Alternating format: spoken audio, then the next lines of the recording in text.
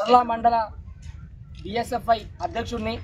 ఈరోజు చర్ల మండల ప్రభుత్వ జూనియర్ కళాశాలలో ప్రిన్సిపాల్ గారు వొకేషనల్ గ్రూపులపై చిన్నచూపు చూస్తూ వొకేషనల్ గ్రూపుల్లో చదువుకునే విద్యార్థులు, పనికిమాలిన విద్యార్థులు, వొకేషనల్ గ్రూపుల్లో చదువుకునే విద్యార్థులంతా పనికిమాలిన వాళ్ళు, చదువు రాని వాళ్ళు, బిలో యావరేజ్ స్టూడెంట్లు మాత్రమే ఈ వొకేషనల్ గ్రూపుల్లో చదువుకుంటారని చెప్తున్నారు.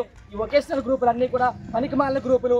ఈ పనికిమాలిన గ్రూపులు అనడమే కాక మా కమిషనర్ గారు కూడా ఈ గ్రూపులన్నింటినీ పనికిమాలిన గ్రూపులని అంటారు అని చెప్పడం జరిగింది. కాబట్టి అలా పనికిమాలిన గ్రూపులుగా పనికిమాలిన విద్యార్థులు అని చెప్పేసి ఒక ప్రిన్సిపాల్ అయి ఉండి కూడా విద్యాబుద్ధులు లేకపోతే ప్రిన్సిపాల్ ఈరోజు విద్యార్థులు పనికిమాలిన విద్యార్థులు పనికిమాలిన గ్రూపులు అని చెప్పేసి చెప్పడం సరైనది కాదు.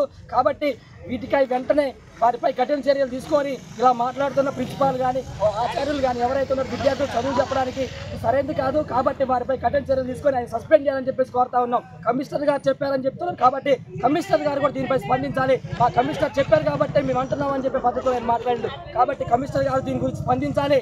పనికిమాల గ్రూపులు అయినప్పుడు మరి కళాశాలలో ఎందుకు నడుపుతున్నారు? పనికిమాల విద్యార్థులకు మీరు చదువు ఎలా చెప్తున్నారు అంటే ఇక్కడ చదువుకునే ఆదివాసీ బహుజన బిడ్డలంతా మీకు పనికిమాల విద్యార్థుల్లాగా పనికిమాల పిల్లల్లాగా మీకు కనపడతా ఉన్నారా?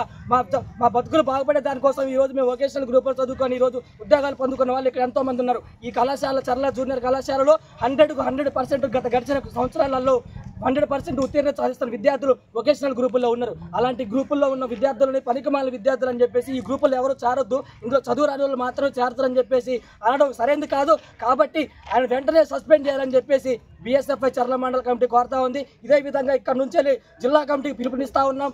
వీనిపైన చర్యలు తీసుకోవాలని చెప్పి సస్పెండ్ చేయాలని చెప్పేసి మేము కార్యక్రమాలు చేపడతాం. భవిష్యత్తులో కూడా ఈ కార్యక్రమాలు ముందుకు తీసుకెళ్తాం. సస్పెండ్ చేసేంత వరకు బిఎస్ఎఫ్ఐ పోరాడుతుంది.